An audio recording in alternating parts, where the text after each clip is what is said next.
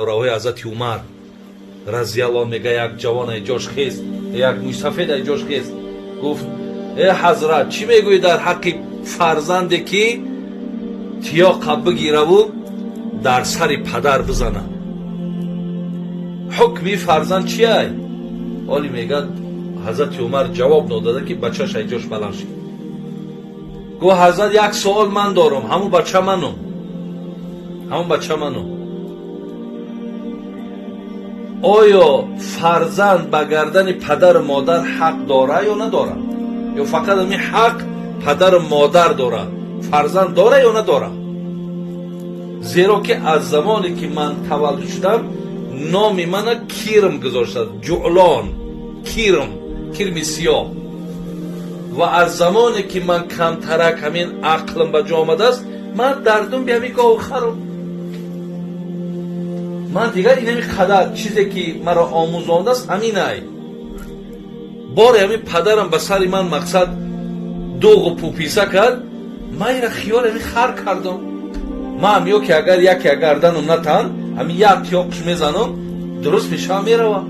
ман ҳамира хиёл ҳамин кардам.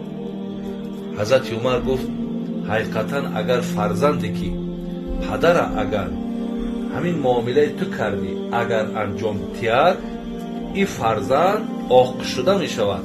лекин мабодое ки ҳамин падари ту масъулиятое ки ба зимма дошт, тура бояд тарбия мекард, тура бояд меомӯзонд, тура мақсад соҳиби маърифат мекард. вақте накарду ту ин кора кардӣ, пеш аз оне ки ин падар тура оқ кунад, худаш оқ шудай гуфт. яъне маълум мешавад бародаро ки ман дар ин боб барои шумо бисёр суҳбатҳои тӯлонӣ карда метавонам ки масъулияти падару модар ҳақиқатан муҳим аст. бародарои азиз, бисёр муҳим аст. худо раҳмат кунад ҷаноби шайх саъдиро. ӯ мегуфт ки биомӯрз парвардаро дасту ранҷ, агарчи даст дорӣ чу қорун ба ганҷ. агар ранги қорун миллионерам ки бошӣ, нагӯ ки ҳамин пайсам ҳаст, барои бачаи ман таълим чӣ дар кор, фаҳмиш чӣ дар кор, хондан мақсад чӣ дар кор, худоомӯзиву худошиносӣ чӣ дар кор? на, мега биомӯз парвардаро дасту ранҷ, агарчи даст дорӣ чу қорун ба ганҷ. бомӯзиш мегӯяд, зеро ин маблағ одама ҳеҷ вақт хушбахт карда наметавонад. ҳеҷ вақт намешавад ки мо ба маблағ такя кунем. бародари азиз, намешавад ки гӯем ҳамин ки ҳаст бачаи ман ба ҳама мақсад мақому ба ҳамаи мисол ҷои дар корӣ мерасад, балки мегӯяд омӯзонидаш.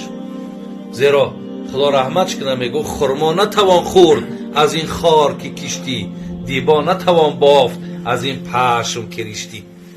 агар ту ба шарти беаҳамиятӣ кунӣ, ҳамун масъулият эҳсос накунӣ, ту мақсад хор парвариш кесай, хурмо не. ту пага аз ин хурмо хӯрда наметавонӣ, ту хор мехӯрӣ аз ин. бар ҳамин кадомимон имрӯз бародари азиз дараш ки аз каҷиву хамӣ бигардонадаш. дарахти майдака ка қатиш боғбон сари кор гирифта метавонад, лекин дарахт ки калон шид бародаро, дигар зӯри боғбон намерасад. ассалому алайкум, дуруд ба шумо бародари азиз ҳоҷи мирзо. якум, мусалмон агар қабри мардуми русро канад, ин дуруст аст. агар ба иҷора бошад дуруст аст. мисол як инсон меяд рус аст, динаш насронӣ аст. баъд аз он барои мо ту мегӯяд ки 100 сомонид метавонӣ ҳамин қабра бикан. канданаш дуруст аст, боки надора. баги сума 100 сомета, 50 сомета шартнома кунен, қабр шаканен, дуруст аст. хоб, дуюм, фарзанд болои падару модар чӣ ҳақ дорад? фарзанд албатта болои падару модар ҳақҳои ин аст ки фарзанда хатна кунад, фарзанда номи хуб гузорад, фарзанда пеши як аҳли илм бурда таълим кунад, фарзанда аз то сини балоғаташ аз либос ва аз нафақа таъмин кунад, фарзанда тарбияи нек кунад. ҳама ино ҳаққҳои падар ва модар ҳастанд. агар замин гуфтагиҳои ма яке رعایت نشود یا اجرا نکنیم، همون پدر و مادرم پیشگاه خدا به خاطر حق فرزند اجرا نکردن همچون آدم گناهکار به حساب می رود. خب سیوم برای چی حضرت پیامبر صلی الله علیه و سلم را جادو کردند؟ التماس جواب خوب دهید. برای چی پیامبر گرامی را جادو کردند؟ اکو این برای چی ندارد دادر عزیز؟ لبید ابن اعصم که حضرت عایشه مادرمون میگد مویهای پیامبر وقتی که شانه میکرد مویهای او را گرفت و از مویهای همون همراه جادوگرها رسول اکرم را جادو کردند و این جادو در جسد مبارک تأثیر کرد تا زمانی که قل اعوذ برب الفلق و قل اعوذ برب الناس که نازل شد، پیامبر گرامی که این خواندند همه همون سختی ها و همه همون گویم که جادویی که در جسم حضرت بود همش نابود شدند. این در تقدیر پیامبر من بوده است که او جادو ده می شود. هر یک انسان مقدرات دارد، تقدیر دارد، در تقدیر چیزی که باشه می بینی.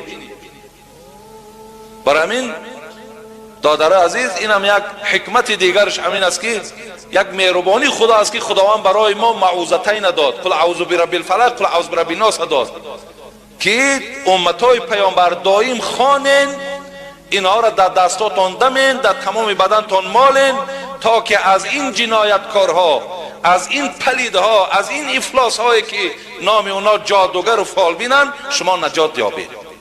بسیاری جوانای ما بیچاره در جادوها زدگی‌اند.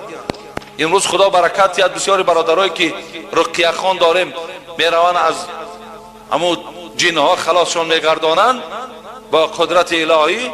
انامونا بسیارشون موردی انامون جادو قرار دادن. امروز کاش که همین حکومت ما هم یک قانونی میبرد که همین جادوگرها را نابود میکرد. اینا بسیار ضرر کلان دارن برادرای عزیز، به نام خدا بسیار ضرر کلان دارن. تصور کن که یک بچه را وقتی میبندن گویه میبندن در یک خانه نه، در دو خانه، هم خانه زن هم خانه مرد هم خیش و توار، یک مصیبت کلان است. چی دهشتایی است کی میکنه یک انسان. این خیلی بدبخت هم زیاد داره. برای همین شما دائم قل اعوذ برب الفلق قل اعوذ برب الناس خوانین، آیت الکرسی را خوانین، بدناتون مالین تا از شر اینا شما ضرر از اینا ضررشون به شما نرسد.